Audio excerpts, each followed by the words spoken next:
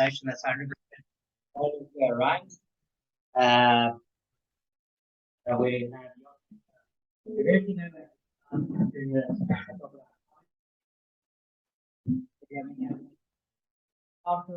we have quite a few radio making events coming up. We have Babayit easy. We also have the walking okay,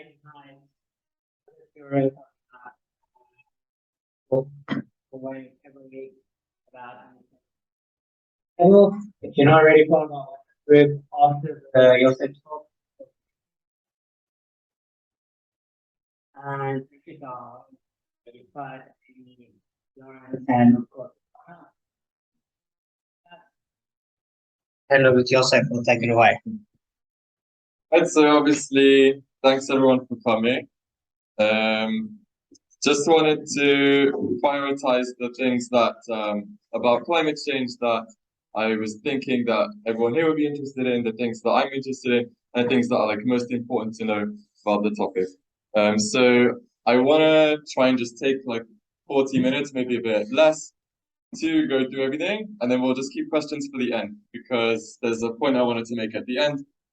So only raise your hand to ask questions if you can't see, or if you can't hear, or if you can't believe your eyes or your ears. So, as we probably know, like climate change is a very complicated topic. You know, there's so much to it. It can be a bit overwhelming sometimes. There's so many things that have so demanding. You know, sometimes it can just feel like there's 5 ladies making strange ecological demands of you. You know, it's crazy. They're everywhere. My goodness. But anyway, it's you know. I think it is. Also, wait, we should admit Hannah's not. We should admit Hannah's not. Yeah, but you can't see. So it says like, if you want to be my lover, you've got to get an understanding that climate change is real, a reusable water bottle and grocery bag, involved in local environmental methods, etc. Sorry if you can't see. It's like primary voice, I don't know. We're doing our best with the projector. But yeah, you know, we live in a generation where like we'll sign up to some kind of new service and there'll be 1,000 pages of terms and conditions. You won't even read one word of it. Just click like I agree and consent to these conditions. And like, you know, in a generation like that, how are we supposed to like look into this enormous topic that's so complicated that probably even the experts would agree that they don't understand all of it and like know what to do about it? It's pretty crazy. So I guess just one of my goals is to make people feel like you understand it better, and at least you kind of know the basics if you didn't feel like that already. To feel like actually that it's a serious thing, that it's something we should do something about, and then also to feel like there's something that we can do something about. There's a lot going on in the world that we can get involved in that actually will make a real difference. So let's go on with that. Oh yes, very good, yes, Hannah.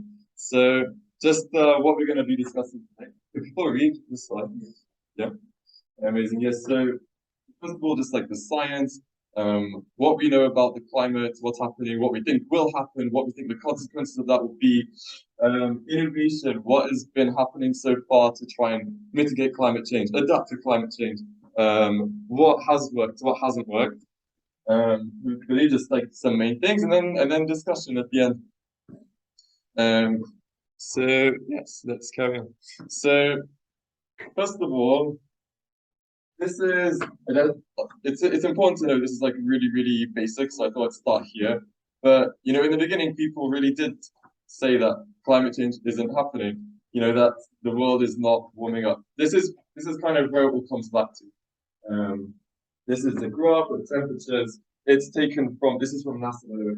So it's taken from temperature readings from thermometers all across the globe, averages over sea, over oceans, for the last few decades. Back to 1880, and you can see that the record here, and it's been going up. So what we're seeing here, like the beginning of the Industrial Revolution, and since then, the average global temperature has gone up by about 0.84 degrees.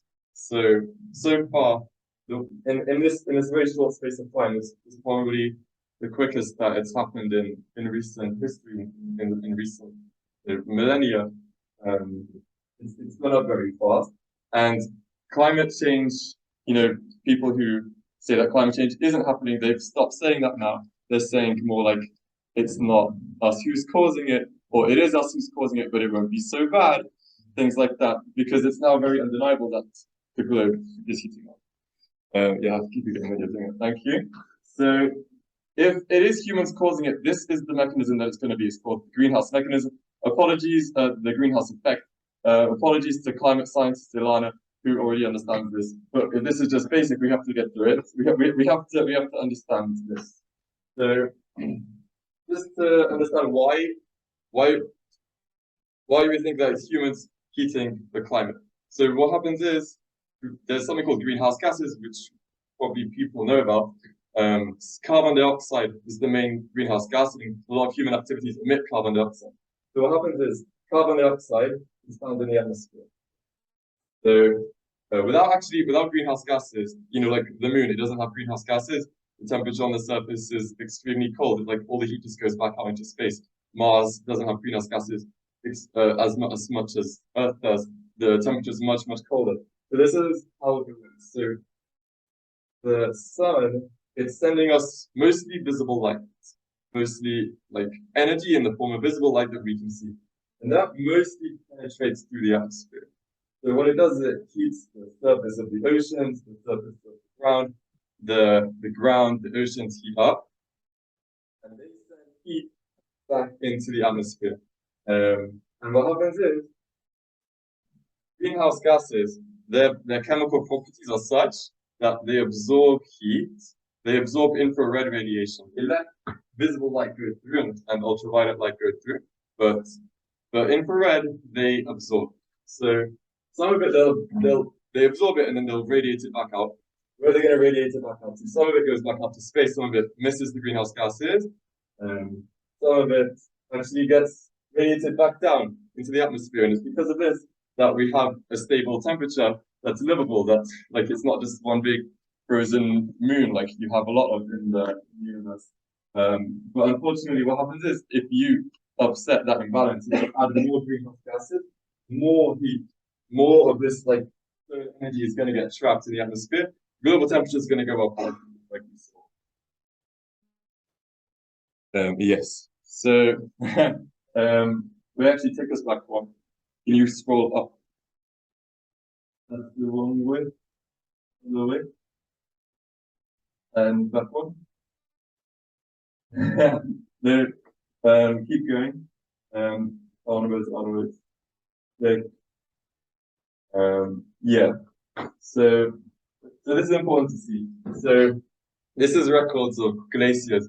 Another thing that people say that I've actually heard like quite educated people in Israel say, to my surprise, is that the Earth goes through natural changes in climate over time. So that is true actually. So there's temperature.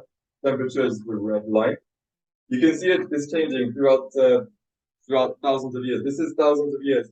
The way they measure temperature thousands of years ago is actually very, very interesting. They use ice cores. By seeing how much gas is dissolved in ice cores, it implies how quickly the ice was able to freeze, which implies the global average temperature at the time. So it's very clever how they actually take Earth's temperature like throughout thousands of years. So they're able to do that. So the temperature of the Earth is changing over time. The amount of CO2 is changing over time. And you can see that the CO2 recently, since the Industrial Revolution, it's been shooting up. It's gone higher than actually it's ever been before. And what it's important to see if you click again. We're going to skip this actually, I think we're running a bit. Yeah. But so what you see is that the change of global temperature over time it's affected by a lot of different things. So the reason you have ice ages and you have changes in global temperature without humans doing anything, before humans even had any kind of technology, any large influence on the world, is because of a lot of different things, a lot of natural influences. So one of them is just like solar output that can change over years, that can change over days, over months, and also changes in the Earth's rotation, changes, so like the changes in the Earth's orbit. The Earth can like wobble on its orbit sometimes. So there's a lot of natural influences on the climate. But what we've been able to do recently, very interestingly, is look at all of the natural influences on the Earth's climate, on the global temperature, and just kind of follow them on a graph. Like, what would you expect Earth's temperature to have done just with natural influences? Like, just because of changes in solar output in Earth's orbit, things like that. You're also able to look at, because as we said, the greenhouse gases, they increase the amount of heating that you have in the Earth. So you can model, you can do like calculations and try and calculate how Earth's temperature would change just based on, just based on human influences, just based on the amount of greenhouse gases that we've been emitting. And if you put them together, you have like a combined effect. Both of those influences together. So they did that. And what they've done here is kind of like a nail in the coffin of this argument is you look at these gray data, these are all like, it's quite scattered and there's a lot of variability, but these are actual recordings of global temperature. And what you can see, it's really following this combined response, natural and human influence. This is, by the way, from the University of Oxford. I think it's in like the most recent IPCC report. So this is really important to understand that a lot of people claim that the changes that we're seeing in Earth's climate are just from natural causes. We've actually looked at this. We can actually see that it's not, and it's because of the emissions that we're producing. The slide I skipped basically.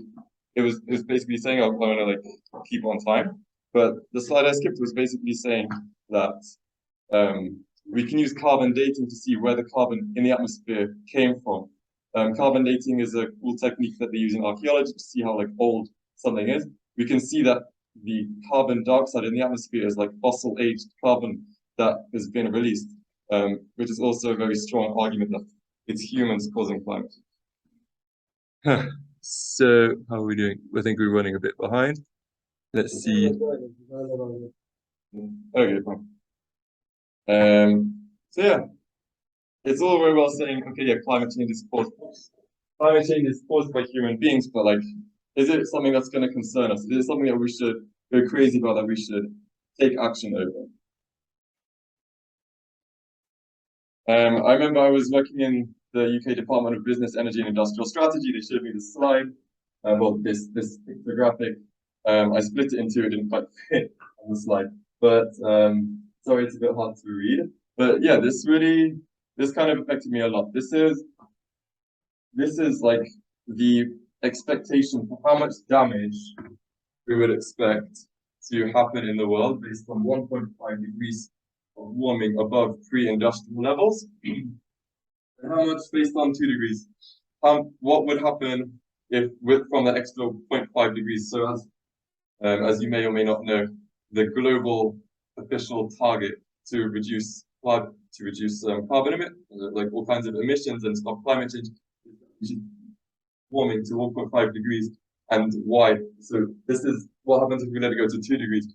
Unfortunately, we're on track for 3 degrees right now. If we don't do anything, if we don't take stronger action. But let's just go through what the difference would be, and I think this kind of hopefully shows why it's so important to take action about climate change, take it seriously. The extreme heat. We live in a region that's, if there is going to be more extreme heat in the world, unfortunately, Israel and the Middle East is going to be pretty strongly affected by that. So there'll be like 14% worsening of extreme heat, frequency and severity of extreme heat events. That's in a 1.5 degrees C world, 37% in a 2 degrees C world. All this like ones that affected me the most, I guess. Sea level rise 0.4 meters, 0.46 meters. If we go to 2 degrees, that that's the difference between certain nations being like having a small amount of sea level rise and certain islands like going underwater completely, and all of those people being displaced, industries being displaced, other kinds of damage. This one really got me. Like coral reefs. So actually, as it stands, we're set to lose 70 to 90% of coral reefs. That's like the best case scenario, 1.5 degrees C. But if you go to 2 degrees C, we're probably going to lose 99% of coral reefs. And just imagining like my kids not knowing what corals are, it's just something that really affected me a lot. Anybody not seeing? Do you look at this one? Yes, take it to the next one. All right. So about extreme weather, is extreme weather, is it getting worse now? Because that would be a good indicator. We've already been in this like increase in carbon emissions for quite a long time. The Earth's temperature has gone up a lot. Has extreme weather got worse? This is from the Met Office. Met Office is like the main, most authoritative meteorological authority in the UK. And this is data that they have on the like global extreme events. Yeah, the number of like floods has been increasing. The general trend, unfortunately, is up. Oh, my dad.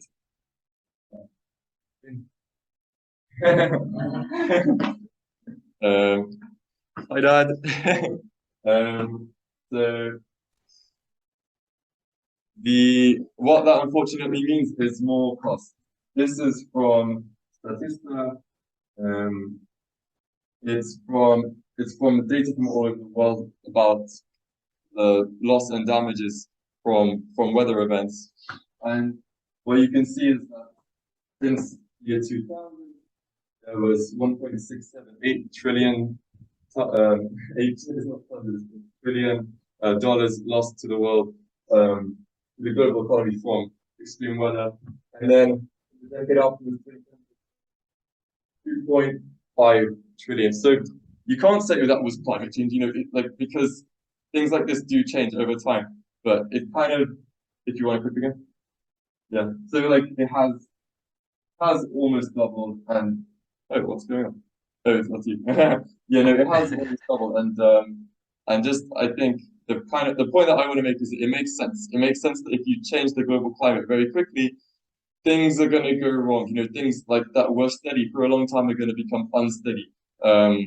The difference between, I don't know if you saw on the chart before, but the difference between the Earth in conditions that we live in now and conditions in the Ice Age, where Europe and North America was covered in a mile of ice, it's only 6 degrees centigrade. It's not a lot. And we're heading for 3 degrees centigrade of global warming above pre-industrial levels. So you would expect drastic things like this to happen. So actually, let's carry on. Yeah. Just to something that really brought it home for me that I found very impactful was the forest fires. When I made Aliyah that summer, there were pretty severe forest fires. The whole skies in Jerusalem went orange a couple of times. It's just very unpleasant, something that affected me. One of the main risk factors for forest fires is peak summer temperature. Peak summer temperature in Israel has been going up for a while now. So, what are we doing about it? What can we do about it? And what's going on in the world to stop climate change? So what we have to understand, anything that's going to stop climate change is going to do that.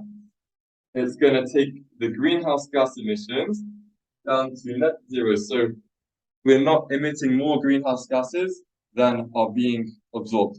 So that the amount of greenhouse gases in the atmosphere is going to stay the same. Because if that's not happening, then more heating is going to happen, basically. There's going to be more climate change. So like any solution that you hear is going to have to somehow do that.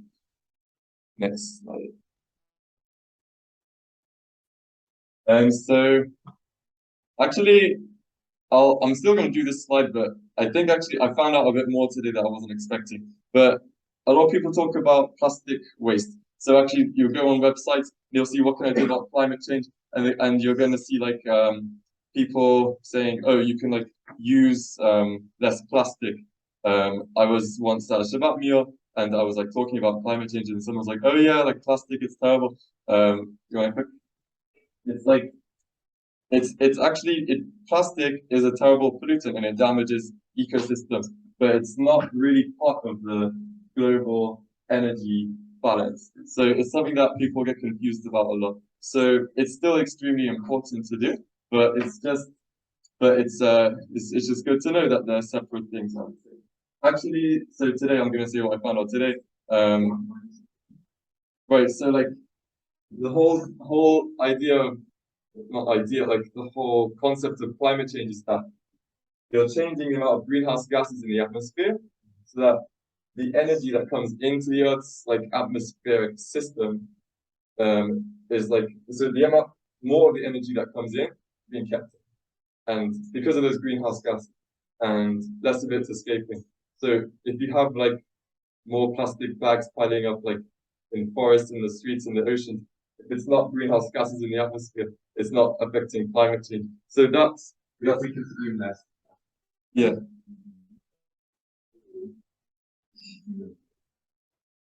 I mean, like, yeah, theoretically, you could.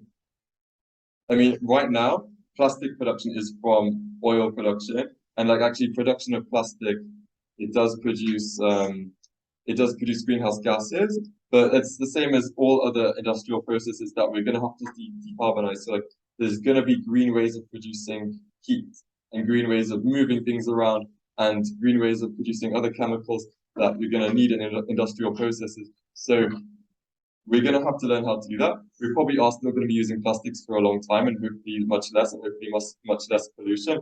But we're still probably going to be using plastics in a way that doesn't produce greenhouse gases. And that's something that you can do.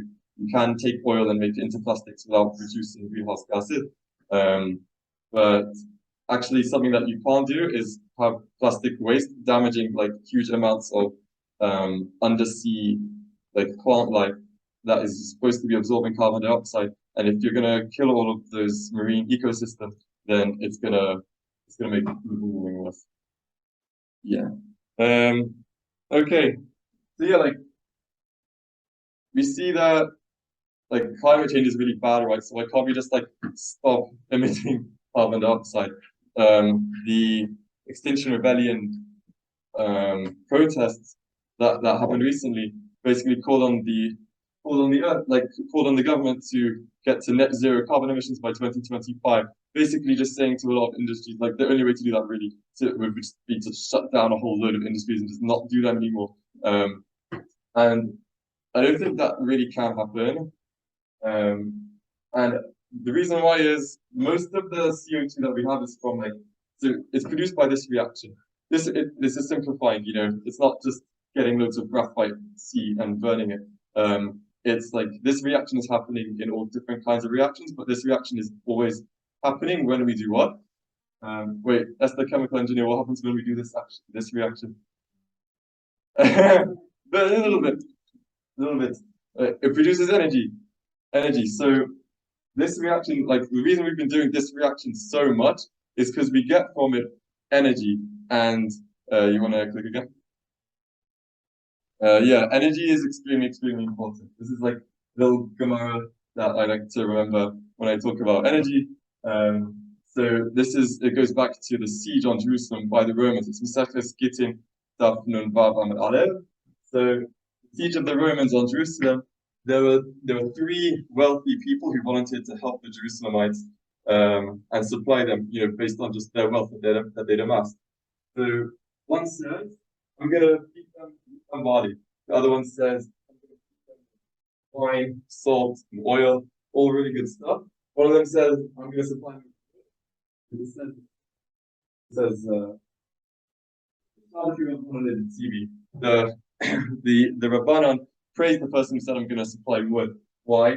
As Rav Kista said, one storehouse of wheat requires 60 storehouses of wood. So just like all the processes in our society that we consider important that provide us with life and with with the things that we consider important, they require energy. So like that's what they were doing. They were burning wood. There's actually a crazy theory that like why did the whole slavery industry like 100 or something years ago, why did it come to an end? So you might say, oh, because it's like we're like morally conscious people, and we like realize what we're doing is wrong, and we decided to stop it, and like good people got together with goodwill, and they overcame evil, and they stopped slavery. There's a theory that the reason it stopped is because we discovered fossil fuels, and we didn't need people powering our machines anymore, like running our processes anymore, and so we could just replace them. So you see, energy is so fundamental to society. It really is, and that's why we're talking about an energy transition. We want to find clean energy. We don't want to just get rid of this like things that produce greenhouse gases. We want to do it differently. So yeah, I want to click here. Can we power the whole world without producing greenhouse gases? That's the all important question here. This is a slide from this is a graph from the IPCC report in 2012. We're running a bit late. I'm just going to point out to you, like, this is primary energy is like all of the energy that we use in electricity, in transport, industry, everything. This is so like all of the global energy like supply, and you see that like this is the solar energy output this is like the global solar energy supply. This is the red line, that's global energy demand. Like this is like solar supply. So there's like no scenario, like solar completely clears the line. Solar, like so yeah, theoretically solar can provide all the energy that the world could want. I mean, whenever you supply enough energy, people consume more. That's a different problem. But for now, there's all these other energy as well. So let's now the intermittency problem. It's not a bad wrong problem. It's a problem that we have with all renewables, that well, mostly wind and solar. Intermittency basically says that the output of these energies of wind and solar, it changes in a non-predictable way. It changes, it can just get cloudy one day. The wind can just decide to not blow one day. If you have a coal-fired power plant, you want some energy, just turn on the coal-fired power plant. If with wind and solar, it's not that simple. Like you have to wait for the wind to blow the sun to shine. So as you can see, just to understand, this is the blue here. I drew this myself. It's already a bit messy, but the blue here. This is like on average in most like westernized countries. This is what the daily energy demand profile looks like. So it starts like at midnight and like throughout the day, it's going down. This is about 3 p.m. It's lowest like the middle of the day, and then it shoots up in the evening. People come home from work. People turn on the kettle. People turn on TV. Have a hot shower. Turn on the AC. Turn on everything, and it all goes up, and then it starts to go back down again for the next day. And unfortunately, this is like just the example of solar, but wind does this too. Wind has its own problems. Like solar, this is how it produces like midnight when we're still consuming a little bit. It's not very much. Middle of the day when we're not consuming at all, it's higher. And then it goes back down again as the day gets darker. So it's a problem. You can see there's a supply-demand mismatch. Here we don't want energy, we have loads. It's going to destroy the grid if you let, like, you have to basically waste all of this energy. We don't have the energy that we want. So what can we do about that? So we went back. Yeah. So actually, just bounce some ideas around the room. What do we think we can do about it? I know you just saw the one of the solutions. Okay, yeah. So that's wait. What were you gonna say? That?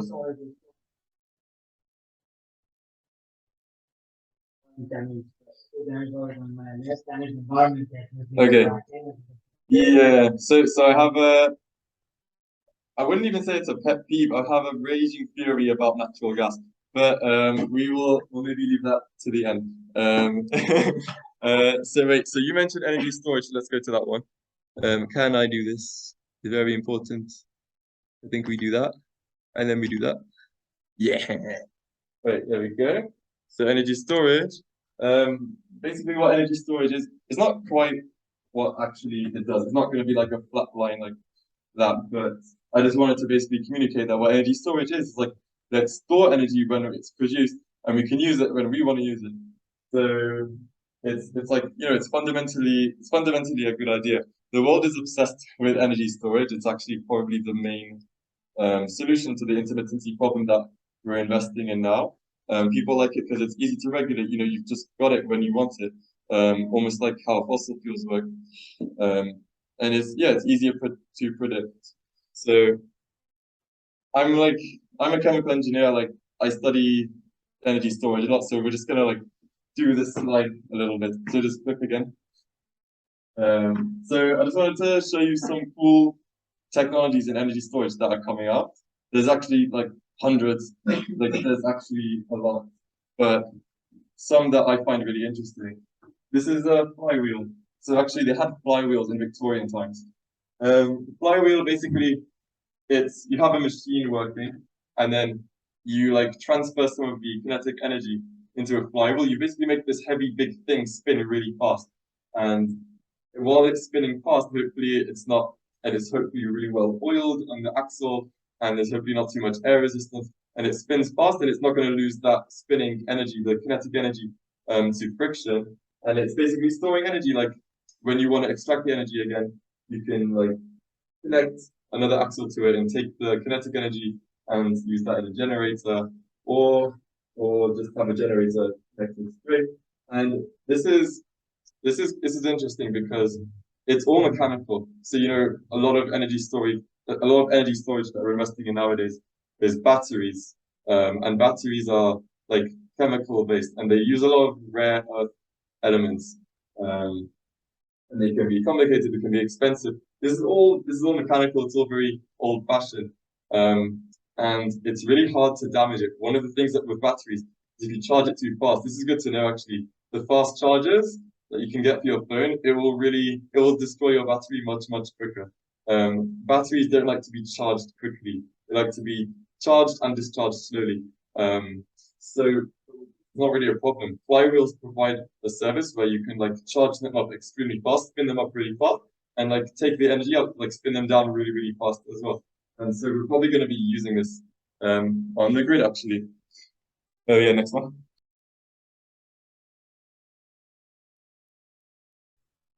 Okay, perfect. And last energy storage technology. Quick again. Doesn't work. It's funny. Wait 1 second. I see. Wait 1 second. Okay, now. No? Okay, hopefully it will work now. But yeah, lithium-ion batteries. So this is going to be really important over the coming decades. Do anyone know what this is? Elon Musk basically built a huge facility. I think it's like hundreds of megawatts of lithium-ion batteries, like enough to power people's homes for like a few, like maybe like a small town for like an hour or a few hours. And they have a lot of criticism, but this is probably where the world is going. We are going to build probably a lot of lithium-ion batteries to support the grid. There's issues with it though. There's like it's expensive. This is the main issue with energy storage. You basically got loads of energy. You have to build like a whole separate machine to know what to do with that energy, like or to be able to use the energy instead of like you have your like gas-fired power plant and you just use it.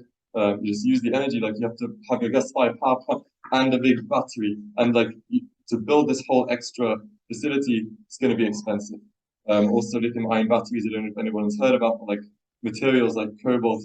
There's like in the supply chains, there's a lot of, unfortunately, slavery, forced labor, lithium as well, like questions about the supply chain.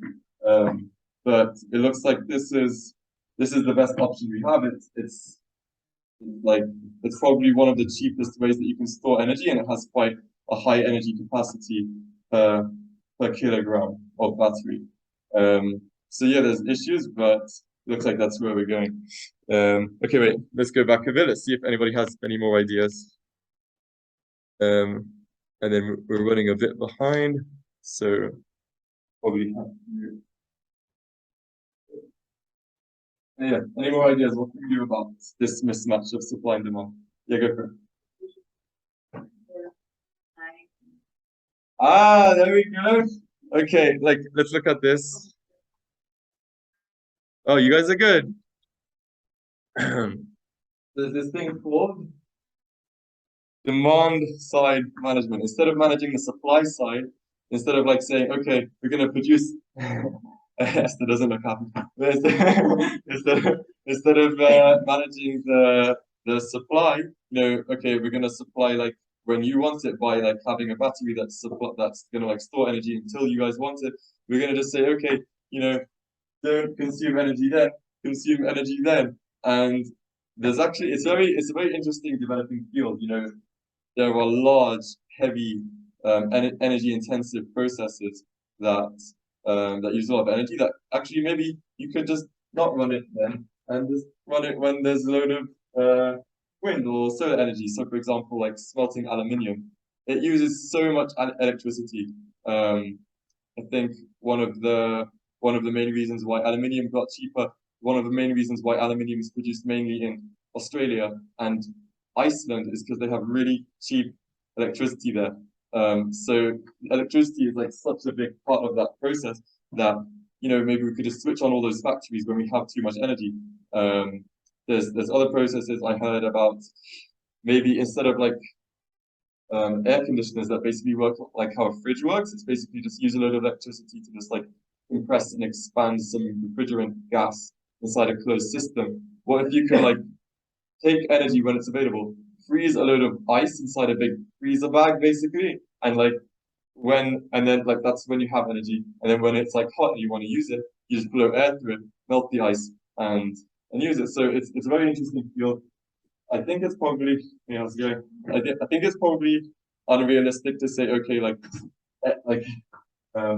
it's 7 p.m. and you want to turn on the TV. No, you can't turn on the TV. You have to wait until the middle of the day to use energy. I think it's also it's just hard to regulate. It's hard to predict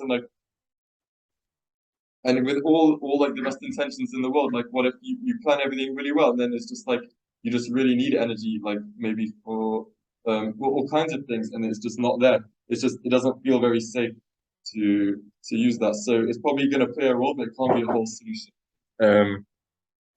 All right, let's go back a bit. Any other ideas? What? Interesting. Yeah, we'll take that. Any other ideas?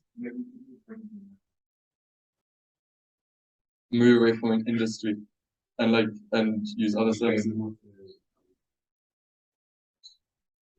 Ah, right. Yeah. Yeah. Yeah. Yeah. So like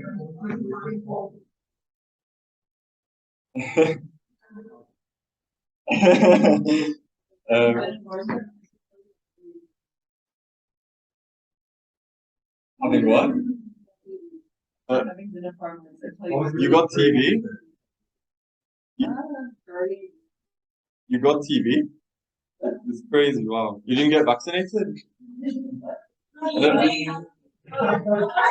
can't even anyone say. You guys are all echoing in the school chamber. Oh man. Yeah. They were like they're all, yeah. Right. Yeah, no, so there are a lot of people who call on society to go back to this like time more like the 70s or even earlier, like that we should like, just reverse like everything. And I think that with my personal opinion, with the population that we have, and first of all, like nobody's gonna do it. Like, how are you gonna like get everyone to do that? Like, it's a bit difficult to convince them. But let's say everyone did want to do it, would that actually be like, would we actually accept that? Like medicine, like science. Like it all uses energy nowadays. That's something that we're really used to. And with the population that we have now, and the standard of living, you don't expect to like get TB and die at like age 40. That standard of living it uses a lot of energy. So we should keep thinking. It probably will play a role. We probably might have to change our lifestyle in some way. But yeah, we should think of other things too. Any other ideas?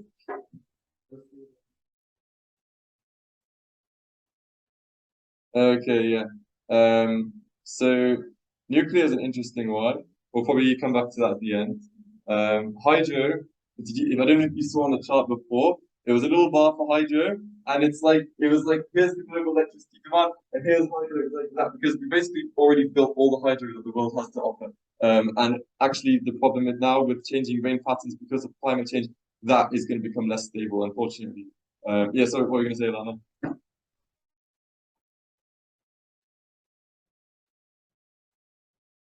Whoa, there we go.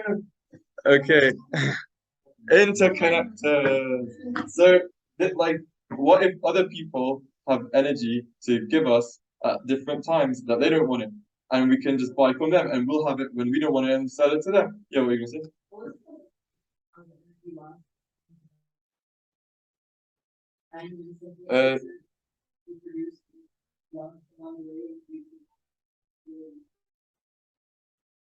Uh, it's not 90%. That would be pretty horrific. I'm trying to think. Yeah. Yeah. So power lines do lose. I'm trying to think what it was that you're thinking of. Well, maybe you'll have to like think of that. But power lines do lose energy, but actually at high voltage, which is what we do nowadays, it's like a couple of percent. It's really not that much. You can transfer power pretty efficiently over pretty long distances. So a new technology that they're working on nowadays, you brought me to this point, is that it's called HVDC, high voltage direct current. And there's these pretty advanced cables that transfer power over pretty long distances and not for a huge cost. It's millions, but it's like that's comparable to like power plant costs. Um, and and if you can have like gigawatts of power, you can have like a big percentages of a grid's power supply going through these cables between countries. And it's something that's improved a lot, and like efficiency losses um, are present, but not a major hurdle. So so yeah, it's pretty good. You could have like Norway's got some hydro and they don't need it to sell it to the UK. Like we've got loads of North Sea wind. We can sell it to France. France has got nuclear. Everything else has gone down. They'll sell it to other people. It's something that actually is going to be very, very key. So thank you, Alana, for thinking of that. And it's going to be it's going to be really, really key. But I think probably one of the main challenges is that it's already very complicated to regulate an energy grid and who's buying what time and who's selling what time. Having a whole different energy grid connected to your energy grid is going to multiply complexity, multiply failure points. When you connect the whole world, like you saw with COVID-19, you can get massive disasters that nobody predicted because the system just gets too complicated, and things that you don't expect can happen. And apart from that, apart from that, they're actually building between Spain and Morocco interconnectors that are going to probably play a really key role in supporting decarbonization of the world. Okay, actually, yeah, you put them under the sea. So we're actually, if you go down to the sea floor, it's interesting. There's like, it's actually quite a crisscross of like different cables for like communications between countries, power lines now. But yeah, it's actually quite a developed industry. So the other one is overcapacity, just build loads and loads of solar and wind. I think you can see the problem with it. It's also probably gonna play a role, just have enough like for whatever you need. But this is unacceptable.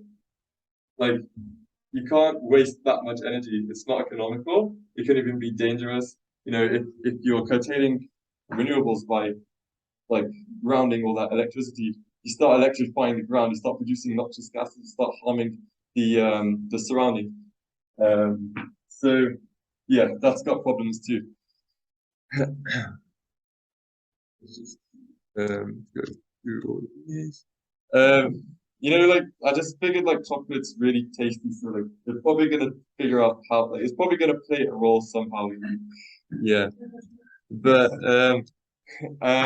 yeah, we've seen like there's a lot of different things. And they've all got problems and they've all got advantages and disadvantages. And like the funny thing is, it's crazy. Like you saw like how steep that line was down to net zero emissions. And like how urgent it is, and like how what we're doing now is really not on that line. So we should have already started to act now, right? And actually, the industry is still talking about it, still using words like could in the future, maybe. And like the actual what we're going to actually do is still up in the air, which is kind of crazy. And like government intervention needs to be much, much stronger. I think actually we kind of run out of time. I was scared I would. Huh? Okay, a little bit more. Okay, and we'll hopefully also like some questions at the end. I just want to get to like my main point. I was going to talk about, wait, yeah, yeah, doesn't work. Okay, fine, never mind. Electric vehicles. We're going to talk about veganism. It's like the biggest impact that you can have on your like food, impact on the earth, and all kinds of other impacts on like nature and health and global health and things like that. This is a really good podcast. Science versus, I recommend this episode. The fact that I recommend it probably gives away what the conclusion is. but yeah, it's great. Have a listen. Yeah, we're all olim chadashim, but like you see how like flying has such a big. Wait, sorry. There we go. Yeah. This is one of the biggest things that you can do to reduce your personal impact. And so yeah, this graph it shows you that there's like a lot of things, individuals that we can do. Like wait, sorry, does this make sense? Does it make sense? Like it's kind of how big the impact strategies are on reducing your personal like emissions that are like carbon emissions that are happening because of you as an individual. So like it's true. Like if you look at it like that, but what will probably happen is like other people will take that seat. And if it's kind of you have to bunch people together, like this group of people didn't fly and now that plane didn't fly. Or like, it's you have to look at big statistics, like number of people that flew, like will follow closely with number of planes that flew. So it's it's like should I vote? Will my vote make an impact? Like yeah, everyone's vote makes an impact, but like will my vote make an impact? It's kind of like it's confusing for the human brain to think about that. But yeah, like if you take the impact of that plane, of that flight, and split it equally among all the passengers, it's a huge amount of damage because planes release carbon dioxide straight into the atmosphere at a very high level where it can't be absorbed, it can't be deposited on the ground, it can't be absorbed by trees, etc. So what were you going to say, Lana? Oh yeah. Okay, sorry. This one's live car free. This one's battery electric vehicles, and so it's a bit worse than living car free, but still very, very impactful. One less flight, one more return per year. It means like long haul is like going a long distance and then coming, and then return is coming back. Renewable electricity, buying your electricity from only renewable sources. Using only public transport. Refurbishment and renovation, insulating your home instead of just using more heat. Insulating. Vegan diet over here. Heat pumps instead of burning gas, using electricity to heat your home using a heat pump. Sorry, I'm going through this really quickly. I just had a point I wanted to make at the end, and I don't want to take everyone's time. But I'll thank you. There's more efficient ways and less efficient ways of renewable-based heating, so like similar to heat pumps. So you can see that there's a lot you can do, but actually there's a lot that you can't do as an individual. Like for example, renewable electricity. What if your grid is powered, like in Israel, 97% fossil fuels? It's very difficult to say, okay, now I'm going to buy only renewables. So there's a lot of things that you that you can't do. And there's a lot of things that need to be done on a much bigger level. Globally, a lot of progress is happening. Like the recent American IRA, the Inflation Reduction Act. There's a lot of investment in renewable energy, batteries, storage, other kinds of innovation that are going to stop climate change. But this is a depressing website. This says Climate Action Tracker. This is a map. These are loads of countries. There are no countries that actually fit the 1.5 degrees C warming target. None in the world. So yeah, they're like almost sufficient alongside the UK. Even Costa Rica, which I thought was 100% renewable, maybe I think they're still using other kinds of energy that's not electricity that releases greenhouse gases, other kinds of land use changes, deforestation, buying from other countries that are still producing waste and emission. Yeah, and which is critically insufficient. So what can we do about this? I can go to the supermarket and buy only green products, and I can feel really good about myself. But how are we gonna actually do what the graph get the emissions worldwide to net zero, which is what we need to do to protect our future, future people, future ecosystems and natural beauty and everything that we hold important. So this is an opinion that I got from a book called Net Zero by Professor Dieter Helm. And we're really short on time now, but basically, to summarize, until now, governments have been, the governments who have made carbon or emissions reductions targets have done so by making pretty specific targets in amounts of different energies. When I was working in the Department of Business, Energy and Industrial Strategy, I worked on models that said that showed, okay, if we use this much of this technology, then there'll be this much emissions, it will cost this much, and this technology, this much emissions, it will cost this much. But when the government is doing that, when the government is investing so much attention in individual technologies, it gets very, very complicated, and there's always going to be people things that fall behind, industries that just don't comply, and also industries that lobby, and this is happening all the time. This is probably why progress is going so slowly, because very powerful industries, incumbent industries, have so much money to spend on stopping government from making changes that would stop climate change. So a way that I think not just me, Professor Dieter Helm, and a lot of other people, that could actually stop climate change much more effectively is carbon taxes. So you take consumption, in the economy, there's a lot of exchange of goods and services, there's production, there's transport, there's all whole supply chains. And what you do is you take the consumption of every good and service, and throughout the supply chain you measure and record every product has to have recorded all the emissions for that supply chain, and you slap on the price tag, the final price tag, all the damage that's been done to the environment because of that supply chain. So basically the principle is the polluter pays. If I'm going to buy a kilogram of steel, and let's say I'm just throwing out a number 50 kilograms of carbon dioxide was emitted to the atmosphere to produce that steel, there's a amount of the future damage from climate change that's going to affect future generations that I just bought, essentially, that I just had service me, and that I caused. So I should pay for that damage I'm going to do. It's an interesting question how you redistribute that money that I paid to the government in the carbon tax. That's an interesting question, but the principle is about fairness, essentially.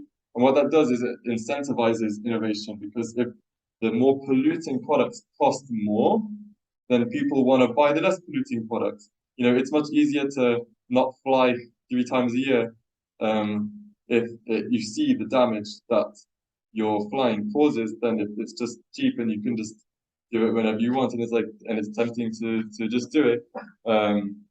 And also this kind of connects to what I was talking about with like how can we get the whole world to commit to net zero emissions.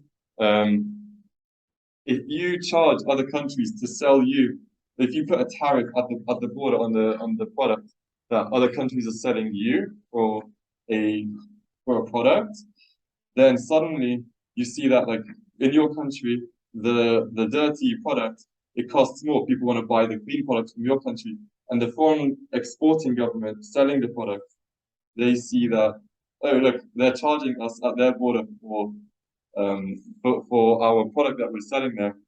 What if and what if we just like took the carbon taxes here, we took the money ourselves, they wouldn't then take that money again. That's key. If you like if they're taxing in their own country for their carbon emissions, then you don't tax it again. So it incentivizes them to apply carbon taxes in their country.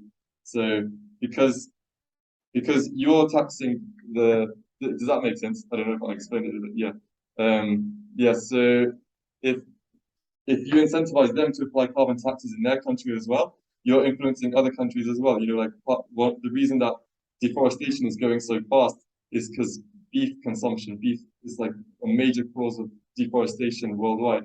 And it's the West buying all that beef. And if we have carbon taxes, if we reflect the damage in that beef product on the global ecosystem, then suddenly there's less of a market for these people who are doing this illegal deforestation to produce more beef. And that industry will just fizzle out essentially.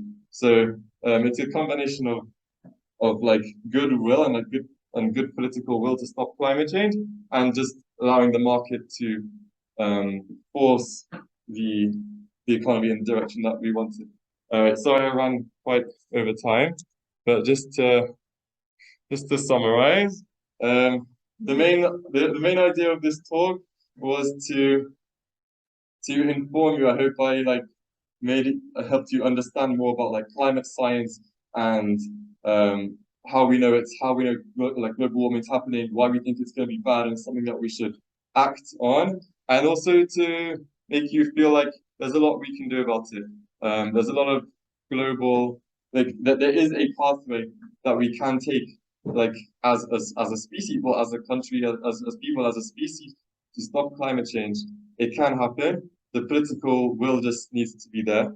There are many activist groups that you can get involved with, and once you get involved with activism, you feel like you're doing something about it. It feels much, it gives you much more of a sense of hope. You can only vote for people who are going to take strong climate action. You can even run for office yourself.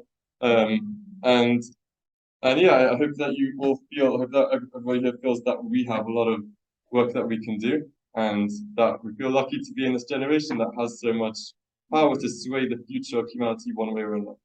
So, like running a good time, and yeah, and feel free to leave if you need to leave, and feel free to ask questions if you would like to do that.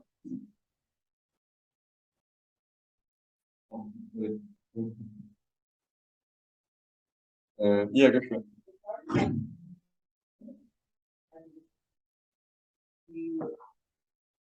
The monetary incentive and points of punishing, or maybe that's a strong word, but like maybe pay for impacts that has usually a much larger effect on small businesses who don't have as much money, don't have as much power. Larger businesses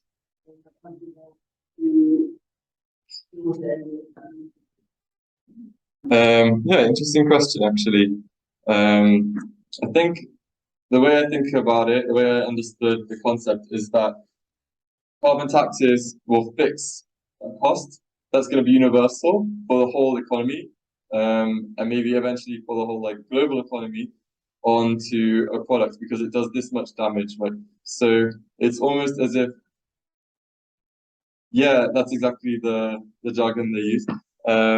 And it's almost as if like, okay, like on the global market, I don't know, wheat costs this much. So like small businesses might struggle more with the cost of wheat if you're trying to like start a bakery, let's say, versus a bigger bakery that has like more cash reserves, and would not struggle as much with this like inbuilt cost of their product.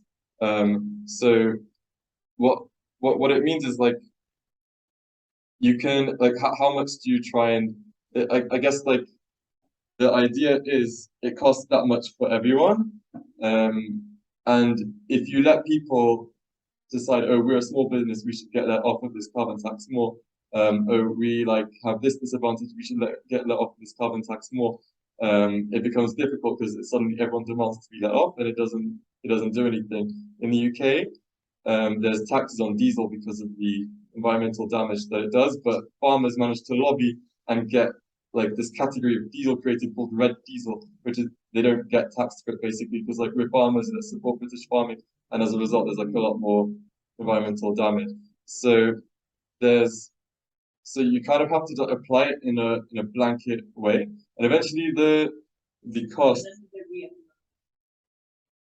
I guess like yes, I don't know like it's a tough question like how far do you take it, because on the one hand you want to say okay, we're going to keep the cost of producing these carbon emissions high because that way demand for that product will go down, demand for cleaner products will go up, and if the cost isn't high enough, the demand shift won't happen.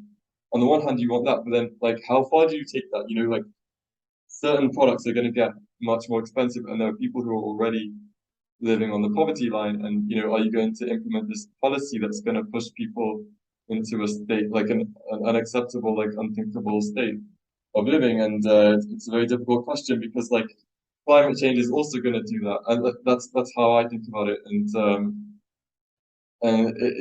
It's very difficult. I guess like probably what will happen is like politically it's going to be too distasteful to like to roll out a policy that pushes that like actively puts people into poverty, but yeah, it's difficult because you do want to make it too costly to cause this global warming.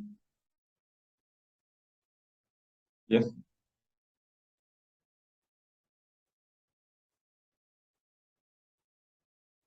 Yeah. So certain countries,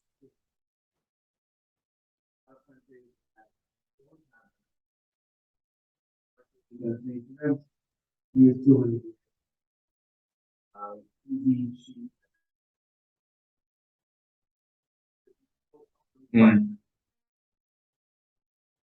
farms and renewable energy.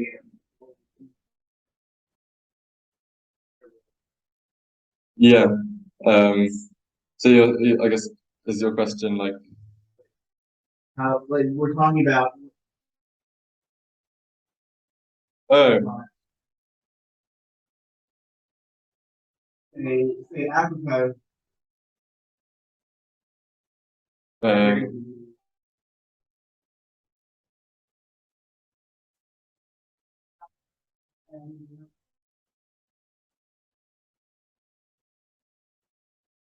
yeah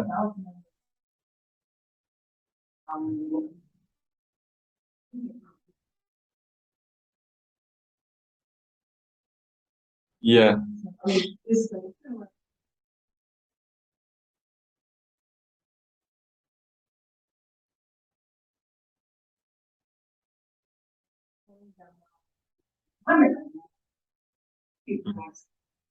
With how we can be with more children. yeah The choice between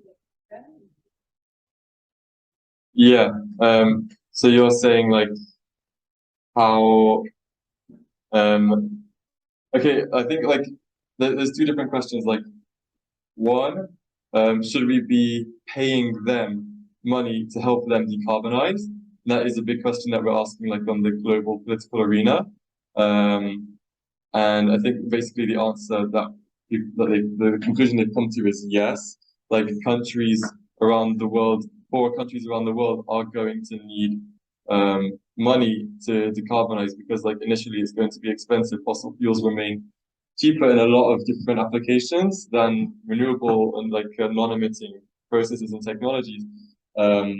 So unfortunately, like the last COP, the global summit of politicians, to like it's a yearly process. It's a yearly political summit, and it's it's like yeah, it's organized by the UN to like, stop climate change.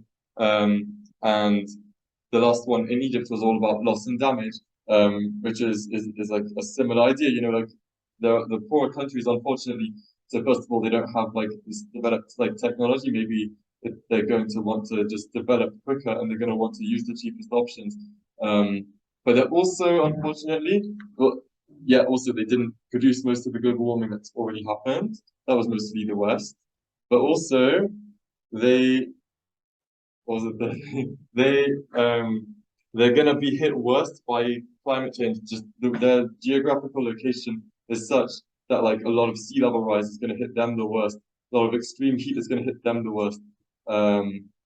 Which is very difficult. So actually the rich countries are being called upon to pay poor countries for the damage of climate change to decarbonize.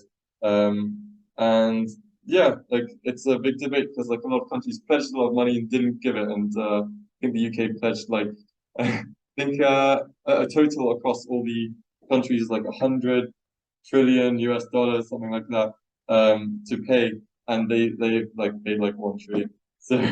Um, so yeah, that's what's happening. Like I guess like on a moral level, what should happen, and I think probably like personally, I think yeah, it's understandable that they want to use the cheaper option,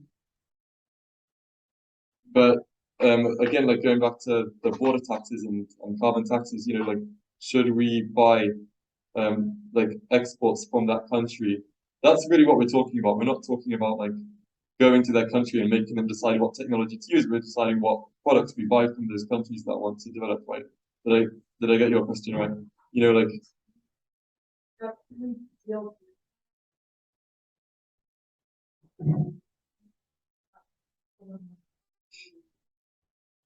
right, yeah, right,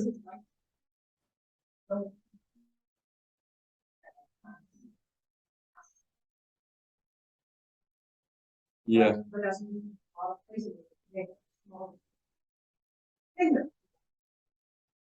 yeah. You're saying like it's a very dirty like country to yeah, yeah, right,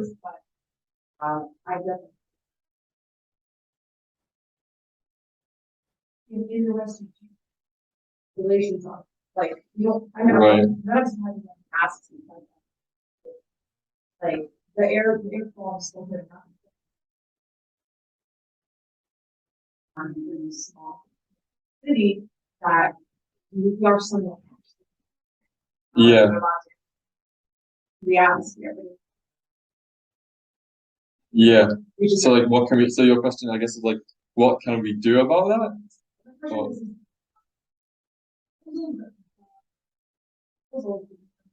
or essentially that would apply to the West.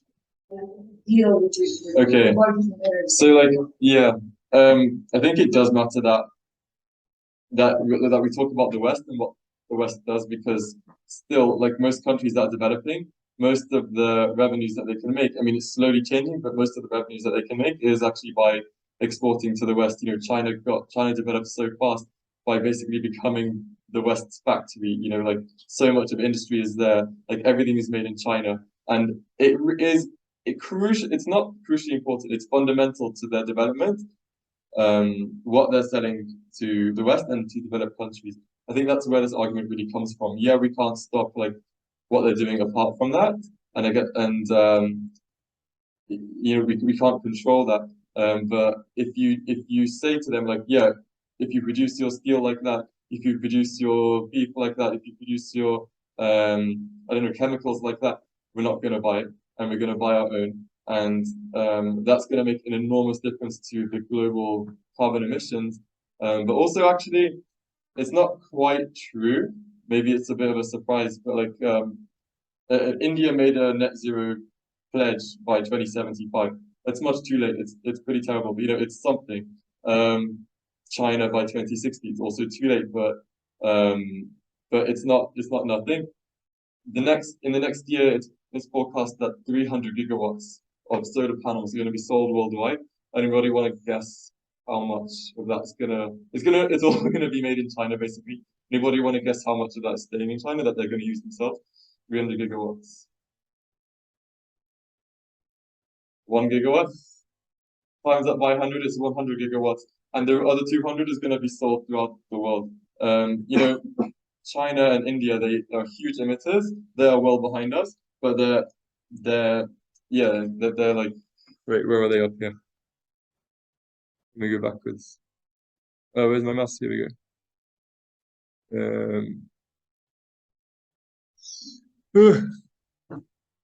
Okay, yes, I was critically insufficient. India. I think India is like right below. Israel's not on there. Israel submitted this document and they said we think our climate like ambition is like fair and ambitious, and like industries Israel's building more natural gas. It's awful, and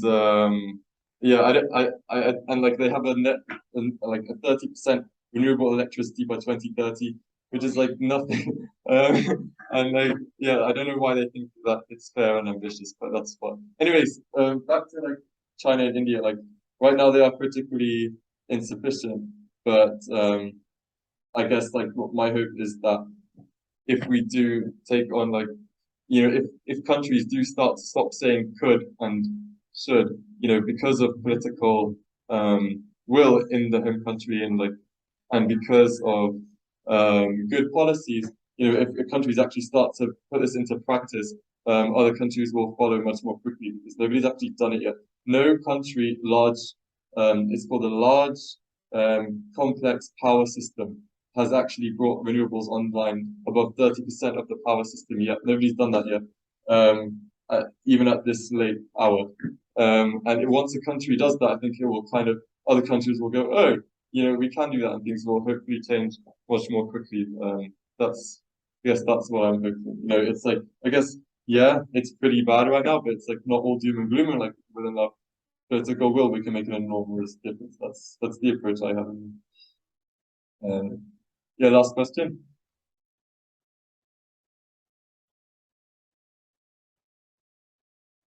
Go for it. Yeah, yeah. I think it's because it did surprise me. Like it really did surprise me when I saw this. I couldn't believe it. I told you like Costa Rica, like they're 100% renewables, and it's like why aren't they on there? And I guess like I'll have to look into it more, but like I think there's like a lot of other things in society, like maybe everyone's still driving petrol cars, and like everyone's still flying, everyone's still buying beef that was like produced like on deforested Amazon land, and like all kinds of other factors like that. And that's what I'm guessing. So yes. Shem should bless us to realize our power and make enormous difference, and we should not see any more damage to the climate. Oh yeah. Oh, okay. Wait, it was okay. You started, so you finish it.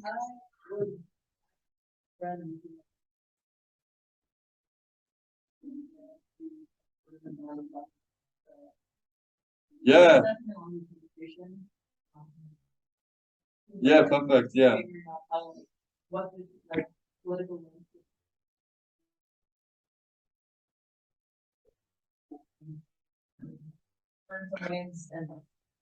Yeah, we'll talk. We'll speak. And anyone who wants my email, if you can read that, we can have good chats. Oh yeah. Find the post on our group and thank you so much for reaching out and understanding us. Again, if you want to get in touch with us, I'll be down in States. Be in touch with Babayit. we stay around the drill snaps and okay. Yeah. Sorry, I went over time. Also, thanks for your attention. Man.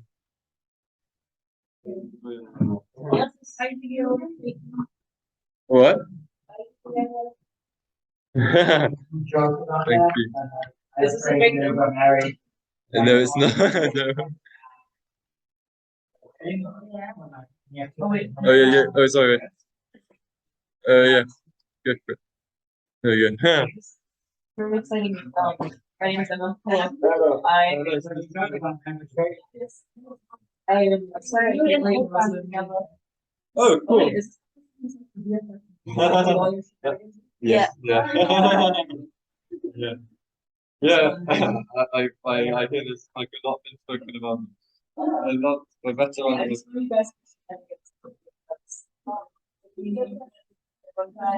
Yeah, we all got my yeah. Yeah. That's also where you from? I grew up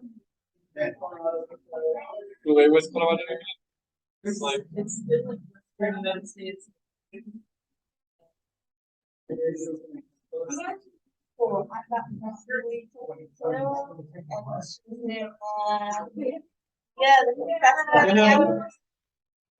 You said yeah. Amazing. Oh, well done. Yeah, yeah. The what's the one bit? Best luck next time. We should go. Yeah. Yeah. Wait, what's it? You wanted to say? Oh yeah. Thank you. Thanks for picking as well. And thanks so much for coming. Yeah. Also, really, I need alumni.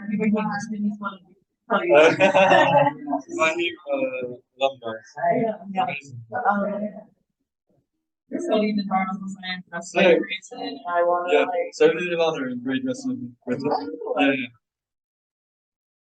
That's not. We can talk about that outside of here. Yeah. No, yeah, but I don't think it's a fun thing involved in this kind of Yes. stuff. Right. Okay, yeah, wait, how's the meeting? Yeah. So like, yeah. So come on, give me one. Oh, wait, did you not be volunteering or was that? We have the- Yeah. Yeah. I remember how I found that. That was my teacher. Yeah. Tell us, maybe something personal kind of. Yeah.